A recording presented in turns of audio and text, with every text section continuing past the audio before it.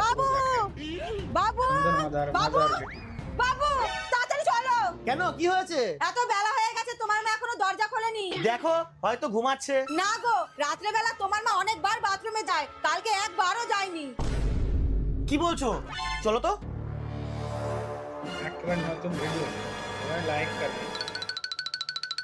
মা, মা মা, মা দরজা খোলো। মা দরজা খুলুন। এবার তো মনে হচ্ছে দরজা ভাঙতেই হবে। ঠিকই বলেছো, চলো একসঙ্গে ধাক্কা দিই। আচ্ছা, কি ব্যাপার রে, এত চিল্লামিল্লি করছিস কেন? শান্তি থেকে একটু ঘুমাতেও পারবো না?